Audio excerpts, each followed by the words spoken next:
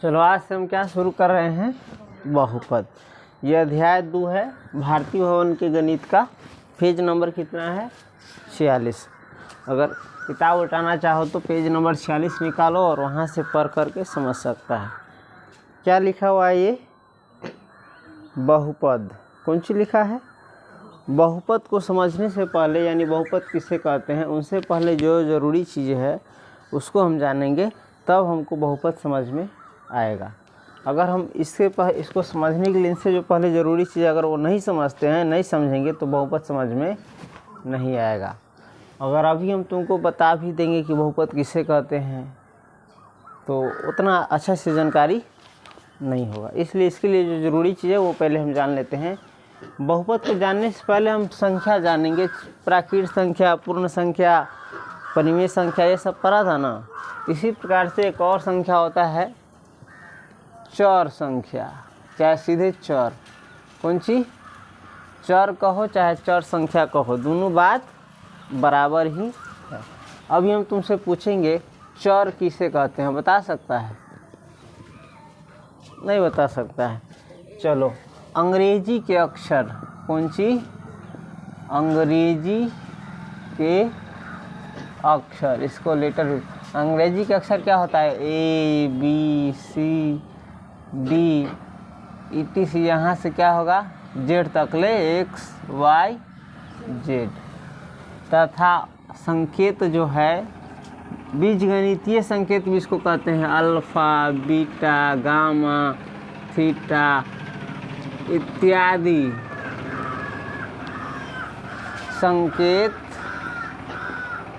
संकेत रहने दो, तुम लोग के लिए हार्ड हो जाएगा। अंग्रेजी के अक्षर ABCD XYZ जो होता है, बड़का छोटा कोई भी रहे, उसे मतलब नहीं है। तथा अल्फा, बीटा, गामा, थीटा इत्यादि, बड़का ABCD भी हो सकता है, समझ गया? इत्यादि को चर कहते हैं, समझ गया? चर संख्या चाहे चर, उसी को कहते हैं। याद रखना इस बात को। इसके बाद एक आता है अचर। कौन सी? चर पढ़ लिया, अब कौन सी है? अचर। तो सीधा गणित की संख्या। कौन सी? गणित की संख्या को अचर कहते हैं। कौन सी कहते हैं? एगो चर होता है, एगो अचर। तो गणित की संख्या को अचर कहते हैं। सिंपल सी भाषा में लिख रहे हैं ताकि तुम लोग को समझ में आए। इसका परिभाषा किताबी अलग है, ये समझाने के लिए अलग है। गणित की संख्या जैसे कौन हो सकता है? 2, 3, 4, 5, 20, 50, कुछ भी हो सकता है। 88, 1/2, 6/5, 2.5, √8, √9, कुछ भी, सब क्या है? गणित की संख्या है। कोई ना कोई संख्या है, कोई प्राकृत है, पूर्ण है, चाहे कोई भी संख्या रहो। गणित की जो संख्या होती है उसको क्या कहते हैं? चलिए, माइनस में भी हो सकता है, -2, -5, -6/5, 2.7/8, कुछ भी हो सकता है। ये सारी क्या है? गणित की संख्या है। इत्यादि को, कौन सी? इत्यादि। समझ गया? चर और अचर समझ गया। और जैसे जैसे आगे पढ़ते रहोगे तुमको समझ में आता रहेगा। ठीक है, पहले इसको उतार लो, फिर आगे बताते हैं। थोड़ा जल्दी हाथ चलाना, ज़्यादा पढ़ाई होगा। ठीक, एक्स्ट्रा टाइम मत खाना। और चाहो तो अभी 2 कलर का प्रयोग कर सकते हो ताकि पढ़ने में सुविधा हो, अच्छा प्रभाव पड़े माइंड पर। एगो इसको लाल से लिख लो, इसको, और बाकी को ब्लैक या ब्लू से, समझ गया? ताकि पढ़ते समय अपने आप ध्यान पर पड़े, नज़र पर पड़े।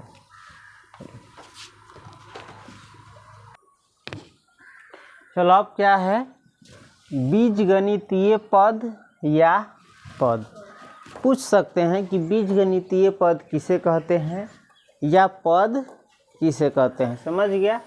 चाहे बीजगणितीय पद कहे चाहे पद कहे, दोनों का मतलब एक ही है। अभी बहुपद में से हम एक चीज़ पढ़ रहे हैं। कौन चीज़? पद। पद को समझ लेंगे, फिर थोड़ा आगे हम बहुपद को समझेंगे। परिभाषा क्या है इसका? चर और अचर संख्याओं के गुणनफल को बीजगणितीय पद या केवल पद कहते हैं। पद किसे कहते हैं, चाहे बीजगणितीय पद किसे कहते हैं? तो चर और अचर संख्याओं के गुणनफल को। गुणनफल नहीं जानता है? जैसे देखो 2 गुने 3, इन दोनों को गुना करेंगे तो गुणनफल कितना आएगा? 2 तिहाई 6। तो इसी प्रकार से इसका भी इसमें गुना है, देख रहा है 2 गुने x है। अगर नहीं जानता है तो सीख लो, ये किस रूप में है? 2x है ना, 2 में गुना हुआ है x से तो ये बन गया है 2x। तो ये भी क्या है? गुणनफल है। अगर ये भी समझ में ना आए तो ये क्या है? पद है, चाहे बीजगणितीय पद। यानी ऐसा चीज़ जिसमें चर और अचर दोनों हो उसे क्या कहते हैं? बीजगणितीय पद। समझ गया? हाँ, तो पद समझ गया। आप देखो जैसे 2x क्या है? बीजगणितीय पद है। 2x में क्या है? 2 से x में गुना हुआ है तब बना है 2x, तो ये गुणनफल है। चर और अचर संख्या का गुणनफल है ये। खाली अचर में अचर से गुना करता था तो कितना आ जाता था? ये वो आ जाता था। और चर और अचर में गुना होता है तो हटले हटले ही रहता है। देख रहा है इसमें चर और अचर दोनों है ना। चलो इसमें भी देखो 3 में गुना हुआ है ए स्क्वायर से, या 3 में गुना है ए गुने ए से, तब बना है कौन चीज़? 3a square 3a square. तो ये चर और अचर दोनों है इसमें। ये तो ये क्या है? पद है। कौन चीज़ है? पद है, चाहे बीजगणितीय पद है। ए स्क्वायर बी भी देखो, ए स्क्वायर बी, इसमें भी गुना है, ए स्क्वायर में गुना है बी से, समझ गया, तब बना है ए स्क्वायर बी। और इसमें तुम देख रहा होगा कि गणित की संख्या कहाँ है? गणित की संख्या चाहिए तब ना इसको पद कहेंगे। नहीं है ना गणित की संख्या, तो में अपने से रहता है 1, लेकिन 1 लिखा नहीं जाता है। तो समझ गया? तो इहो क्या है? पद है। कथी है? पद है। इहो देखो भाई एक गो है, ए स्क्वायर और बटा बी के रूप में इसको लिख सकते हैं। समझ गया? या इसी को गुणनफल के रूप में लिख सकता है। ए स्क्वायर गुना कर देंगे तो हो जाएगा 1 बटे, गुना कर सी तो ये बटा में चलो नीचा, ध्यान हो चाहे उलट पलट हो जाए तो संख्या में करित रहे, अब कर रहा है संकेत में, ABCD वाला अक्षर में भी। समझ गए? तो ये सब कथी है? पद है। इहो पदे है। ये कथी है? लेकिन एकरा कहबै अचर पद। कथी कहबै? कैला कहबै अचर पद, कैला कि में चर न है। अब ऐसे एकरा भी तू लिख सकी से 2, अपना मन से लिख सकी से x के पावर 0। कैला कि कुछो के पावर 0 कर भी तो एक मतलब हो 1। समझ गए? आ 2 में 1 से गुना कर भी तो हो जाता है 2 पुर गए। हाँ, तो कोई भी संख्या हो, जैसे 5 हो तो अपना मन से तू लिख सकी से 5x के पावर 0, चाहे 5y के पावर 0, कुछो के पावर 0 हो 1। अगर तोड़ के बनावे तो एक बन जाता 2 गुने आ कुछो के पावर हो 1 तो 1 तो 2 गाई। तो इहो पदे है। कौन पद है? लेकिन अचर पद। पद हल्का फल्का समझ गए आए? हाँ, तो कथी कहै चर और अचर संख्याओं के गुणनफल को क्या कहते हैं? बीजगणितीय पद या केवल पद कहते हैं। इहो पदे है। y स्क्वायर इहो कथी है? चाहे 1 बटे y स्क्वायर इहो कथी है? पदे है। समझ गए? 2x स्क्वायर y सब कथी है? पद है। में गुना के रूप में लिखी, कथी कथी के गुना है? 2 गुने 2 गो x है, x गुने y। इस सभी के एक जोड़े गुना करके लिख देले है 2x स्क्वायर y। तो एक कैसे गुणनफल? तो चर और अचर संख्याओं के गुणनफल को क्या कहते हैं? अनाथ ऐसी संख्या जिसमें चर अचर दोनों हो उसे क्या कहते हैं? पद है। इनमें चर है कि नहीं है? है, नुकाया हुआ है x के पावर 0 वाला, बहुतों चर है। समझ गए? और न भी रहे तो इसको अचर पद कहते हैं। बीजगणित में ये सब इसको क्या कहते हैं? पद कहते हैं। गणित में इसको संख्या कहेंगे, ये बहुपद वाला में इसको पद कहेंगे। समझ गया पद? चलो उतारो y स्क्वायर 1 बटे y स्क्वायर इत्यादि। और धीरे धीरे समझाएंगे ना आगे तो ये सब क्लियर हो जाएगा। ठीक है, अभी शुरुआत है तो हल्का फल्का हो सकता है समझने में किसी को दिक्कत हो, 2-4 और आगे देखोगे, स्टेप देखोगे तो ये समझ में आ जाएगा आसानी से। चलो इसके बाद क्या है, गुणांक। कौन सी है, गुणांक। किताब में तुम देख सकता है, समझ गया। किसी पद में गुणा करने वाली जो संख्या होती है उसे उस पद का गुणांक कहते हैं। समझ गया। अब कोई भी पद तुमको दे दिया जाए और उसमें पूछे इसका गुणांक क्या है, तो जिसका गुणांक पूछे ना उसको छोड़ करके बाकी जो भी होगा वही उसका गुणांक हो जाएगा। जैसे ये एक पद है 5a, कौन सी है, 5a में पूछेगा a का गुणांक, इसमें पूछेगा कौन सी, a का गुणांक। किसका गुणांक, तो जिसका पूछेगा ना उसको छोड़ देंगे। a का गुणांक पूछ रहा है, a का, तो a को छोड़ देंगे और बाकी क्या बच जाता है, 5। तो ये 5 ही इसका क्या हो जाएगा। इसमें पूछे -3xy एगो पद है, इसमें पूछे xy का गुणांक क्या होगा, तो xy को छोड़ देंगे, बाकी जो बच गया तो -3।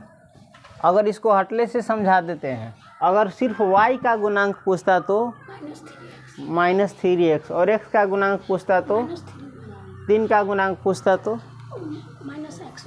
हाँ, तो ये गुणांक समझ गया ना। इसी प्रकार से अब देखो एगो और पद है -7x³ y। देखो जिसका पावर 3 रहता है ना, इसको क्यूब पढ़ते हैं। क्या पढ़ते हैं, क्यू नहीं पढ़ते हैं, क्यूब, CUBE। समझ गया। जल्दी में क्यूब बोल देता है आदमी, लेकिन है असल में कौन सी, क्यूब। क्यूब का मतलब होता है घन, इसका पावर 3 है। चलो तो इसमें x³ का गुणांक चाहे x³ का गुणांक क्या होगा, इस पद में -7x³ में x³ का गुणांक क्या होगा, -7 होगा। x³ तो छटा गया ना। चलो ky² में पूछेगा y² का गुणांक, तो k। 5ab² में b² का गुणांक 5a, और a का गुणांक, और 5 का गुणांक। हाँ, तो जिसका पूछे उसको छोड़ करके बाकी, इसमें x³ का गुणांक पूछ रहा है तो -7, इसमें y² का गुणांक पूछ रहा है तो k, इसमें b² का गुणांक पूछ रहा है तो 5a, और इसमें x² का गुणांक क्या होगा, इसमें तो कोई संख्या नहीं है, तो जिसमें कोई संख्या नहीं रहता है उसमें क्या मानना होता है, 1। समझ गया। तो किसी पद में गुणा करने वाली जो संख्या होती है उसे क्या कहते हैं, गुणांक। क्या कहते हैं, एक और चीज़ समझ लो, अंक गुणांक। इस समझाना नहीं चाहते थे क्योंकि विद्यार्थी थोड़ा अंक गुणांक कहते, जो संख्या होता है ना इसी को कहते हैं अंक गुणांक। ये कोई ना कोई क्या है, किसी पद में जो गुणा करने वाली संख्या होती है उसे उस पद का गुणांक कहते हैं। एक और परिभाषा बता दी कि जिसका गुणांक पूछे उसको छोड़ करके बाकी जो बच जाता है वही उसका गुणांक होता है। समझ गया। चलो उतार लो ये। इसके बाद आप पद का घात पढ़ेंगे। चलो अब क्या है, पद का घात, यानी किसी पद का कितना घात है। घात को पावर भी कहते हैं, चाहे डिग्री भी कहते हैं, चाहे घातांक भी कहते हैं। समझ गए, सभी का एक ही मतलब है, चाहे पावर पूछे, चाहे डिग्री पूछे, चाहे घात पूछे, चाहे घातांक पूछे, ये चारों का मतलब बराबर है। तो पद का घात किसे कहते, देखो पद के, समझना परिभाषा ध्यान से, पद के सभी चर, कौन सी, सभी चर का मतलब ABCD के अक्षर जितना रहे, चाहे अल्फा बीटा गामा जितना रहे, उस सभी के घातांकों का योगफल, कौन सी का योगफल, जितना चर रहते वही पद में उस सभी के पावर के योगफल, योगफल यानी जोड़ को उस पद का घात कहते हैं। यानी किसी पद में जितना भी चर रहेगा उस सभी के पावर को जोड़ देंगे और जितना आएगा वही उस पद का घात कहलाएगा। जैसे अब देखो 2a² का घात, ये वो पद है, इसका घात पूछ रहा है, तो घात पूछ रहा है तो अपने मन से देखो इसमें कै गो चर है, 2 है, एगो a है एगो b है, तो देखेंगे a का पावर कितना है, 2 है, जोड़ योगफल यानी इसको जोड़ देंगे। एगो और चर है b, तो b का पावर कितना है, नहीं है कुछ लिखा हुआ था, 1 रहता है, तो ये दोनों को जोड़ देंगे तो 2 1 3। तो 2a² b का घात कितना होगा 3। इसी प्रकार से इसमें पूछ रहा है 3a का घात कितना होगा, तो इसमें तो अकेले 1 है, इसका पावर 1 है, तो इसका घात होगा 1। एक और देख लो -3xy का घात कितना होगा, तो इसमें 2 गो चर है, एगो x है एगो y, दोनों के पावर के जोड़ देंगे, एगो एक का पावर 1 है, x का पावर 1 है ना, तो 1 और जोड़ एकरो पावर है 1, तो 1 1 2, तो इसका पावर हो जाएगा 2। 7x के पावर 3y का घात बोल सकता है तो अपने मन से आप इसका पावर देखेंगे कितना है 3, तो 3 गो, और y के पावर 1 है तो 3 गो एगो 4 गो, तो इसका घात कितना होगा 4। अब अपने मन से तुमको देंगे तो कुछ समझ जाएगा। अब देखो 6x के पावर q y² z 5, एक घात बता सकता है तुम लोग अपने आप से, समझ गया ना। 3 गो है x y z, 3 गो ABCD के अक्षर है, चर है ना 3 गो, अगर पावर जोड़ेंगे 3 गो और 2 गो 5 गो 5 गो, तो इस बहुपद का इस बहुपद बोला गया चलो इस पद का घात कितना होगा 10। मतलब समझ गया ना हम जो समझाना चाहते थे। अब इस प्रकार से यदि तुम समझ गया तो अब कोई भी देगा तुम्हारे सामने तो बता देगा। हाँ चलो तो उतार लो।